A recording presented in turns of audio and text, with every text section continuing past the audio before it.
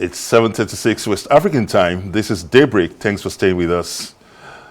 And now the presidency has dismissed claims by former Kaduna State Governor Nasir El-Rufai that President Bola Tinubu plans to stay in power beyond 2031. In a statement, Special Advisor on Information and Strategy, Bayo Onanuga, described the allegation as baseless and absurd, stressing that Tinubu is committed to leaving office on May 28, 2031, if re-elected in 2027. El-Rufai had compared Tinubu to Cameroon's Paul Biya, accusing his government of centralizing power and threatening democracy. But Onanuga says such remarks only show frustration over the growing support Tinubu enjoys in the North, adding that plots to unseat him in 2027 are doomed to fail. The presidency maintained that Tinubu is a Democrat and will respect constitutional term limits. Well, for his reaction to the former Kaduna State Governor's comments, we are joined in the studio by Chief Ajiboye. He is the Director General of the National Institute of Cultural Orientation and an APC chieftain. Mr. Ajiboye, thank you for joining us live on Arise News. Thank you very much.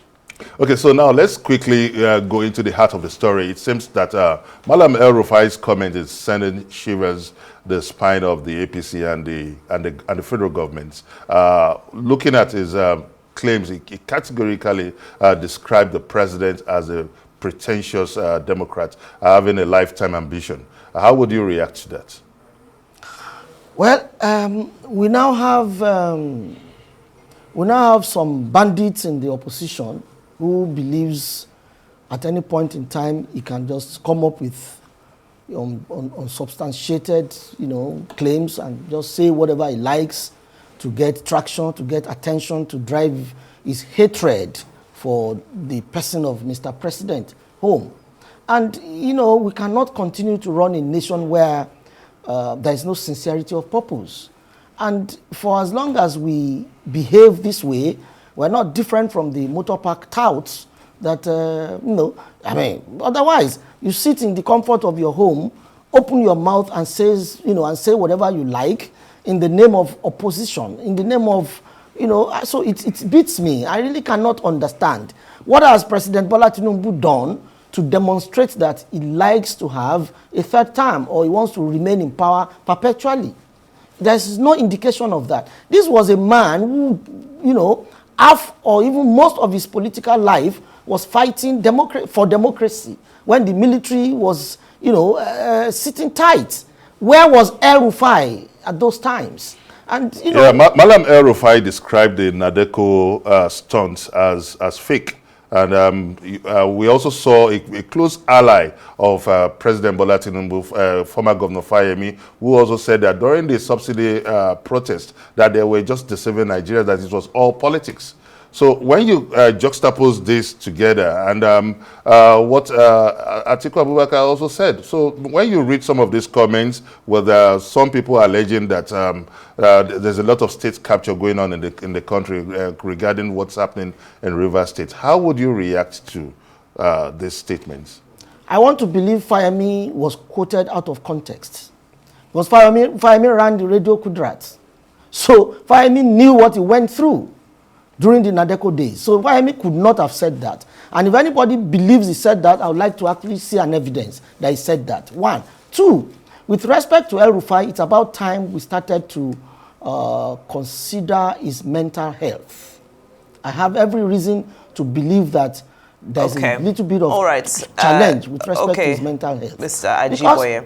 All right. Let's steer this conversation in sort of a more productive direction, so we don't end up, doing the same things that we are accusing Malam El-Rufai of doing. Now, when we look at the conversation around the proposition to pursue a third term, as we've seen allegedly happen in the past. When we look at the prospect of Nigeria becoming a Cameroon, for example, some of the issues that were brought up by Malam El-Rufai were issues around political thuggery. If you remember, the whole occasion of that visit was because Atiku Abubakar was paying him a courtesy visit as a solidarity solidarity, a show of solidarity with him because of what had transpired in Kaduna State. Now, we also know what happened in Lagos State when the governor, the aspiring governor, Gbadebo Rhodes Viva,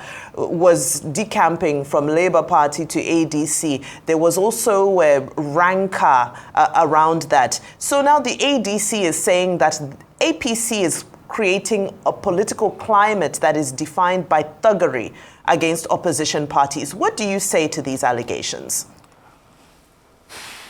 All I can say to that is, if there is any disruption of peace in any environment, it is the responsibility of the law enforcement agents to arrest those involved in the disruption and try them. It's as simple as that. Whether political, whether social, whether any sort of event.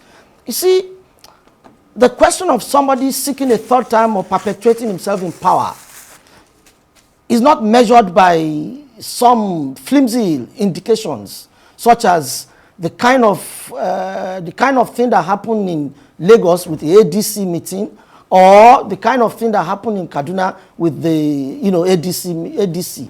The point remains that there are processes to assembly, and the police is always after the fact that, please, if your assembly is likely to cause public disruption, we need to be aware. We need to give a little bit of consent so that we can monitor and nip any kind of crisis in the bud. I think that is as simple as that. To begin to imagine that those crises were orchestrated by the APC is just being mentally lazy and playing politics the same way to the gallery.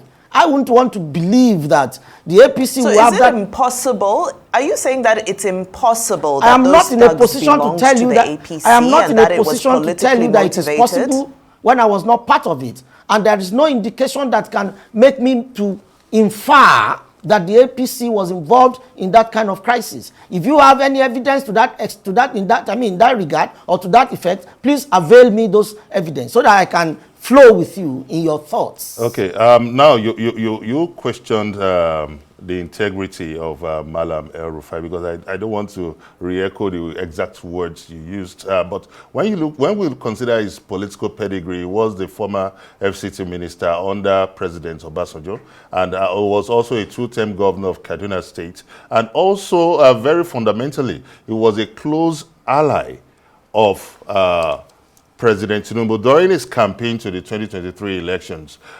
Would it be out of order to accept or to imagine that he was thinking out of his close and intimate knowledge of the person in question, President Bola Ahmed Tinubu, given his narrative? El-Rufai had a motive for every support he gives or he gave at the time of the campaign. El-Rufai was of the opinion that given the brilliance he demonstrated at some point in life, and that he would have been picked as vice president. When that failed, he got berserk. And it's as simple as that. Anybody who cannot read it rightly is just, I don't want us to waste a lot of time discussing certain things, because I know for a fact that El-Rufai became what he is now because of the failure to achieve some political ambition, some political interest, some political aspirations. Now, how do we judge a man who went to town, to disrupt and denigrate a government that is just about 2 years in power? How do you judge? You were part of, a previous government for 8 years. You have been in government for so long, and Bola Tinubu's government is barely 2 years. You have gone to town to destroy everything that government is putting in place. How patriotic do you view such character, such attitude, such behavior? How else do you want to classify that kind of behavior outside? Imagine that it's some delirium, I can't understand. No human standard can understand the basis behind El-Rufai's latest banditry with respect to his judgment, to this government. Nobody can understand. The only thing anybody can infer to be responsible for his action at this point is because he failed to grab the kind of position and power he expected himself to grab in this government. And the only thing he can do to keep himself busy, since he's now out of government, he has nothing doing, I don't know. He said he went for some, PhD or something. I don't know if he truncated that ambition to come back home to destroy the government. That's all I see that he's doing. Because he has never been able to substantiate any of his claims. Okay. You know, when the conspiracy, and I'm using the word conspiracy intentionally here because we don't have, proof of the ambition that former President Olusegun Obasanjo had for a potential third term. The National Assembly stood up to the task and was instrumental in ensuring that such a thing did not see the light of day. Now, when we look at today's National Assembly, many people are saying that the term rubber stamp gets thrown around often. Now, beyond that term that people use, the truth stands that when the plenary resumes again after the summer vacation, there will be a 2/3 majority in the Senate. So if any president, whether it be President Tinubu or any other president, but for this particular instance, it's President Tinubu who's presiding over a 2/3 majority in Senate. So is it too far from the truth for us to say that if there was a desire for a third term, unlike in the time of President Olusegun Obasanjo, that this time around the outcome may be different? My dear sister, you conjecture a lot. You imagine so much. And I understand why as a journalist. Because I can't understand what you are talking about. A political party became so popular to the extent that they have a 2/3 in the House, in the Senate. What is the problem with that? I mean, that shows that that political party represents the people, absolutely or correctly. How would you react to people saying that Sir, I like use that. political Just hold on, instruments? Benga. I do like that you say that I conjecture a lot because I'm, taking real life examples that we've seen in countries such as Cameroon, for example. We've seen it happen in Zimbabwe.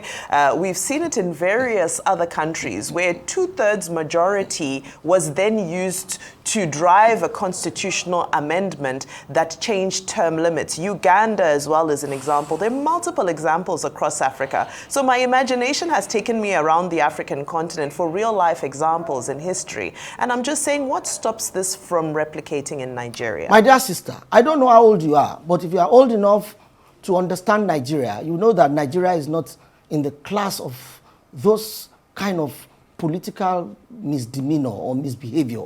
Nigeria is not. Look, as we speak today, the greatest critic of Bola Tinubu are from the southwest. That tells you that there cannot be any rubber stamp in any circumstance in this country. I don't believe in it. Now, let me talk about the person of Bola Tinubu that I know quite well as my principal. That man has no business staying one day longer in power, as constitutionally, permitted.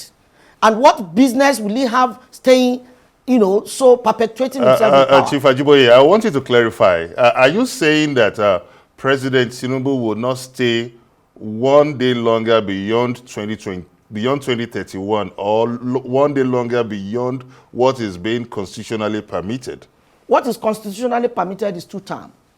Okay. And he has a right to go for the 2 terms. And you don't think that when such a strong allegation comes, the right thing is for the president to come out to tell the public that I would not stay in office beyond May 28, they did that 2031. They did the that president yesterday. Himself He should doesn't have have responded. To. So what is the essence, what is the essence of a special advisor? No, but we've seen a lot of accidents within his communications apparatus. You know that from the Dubai visa policy. Benga, that is not the point. So many that is not the point. Stop drawing I think inferences. it would have just been nice to see the president come out to deny such claims. The allegation is coming from where?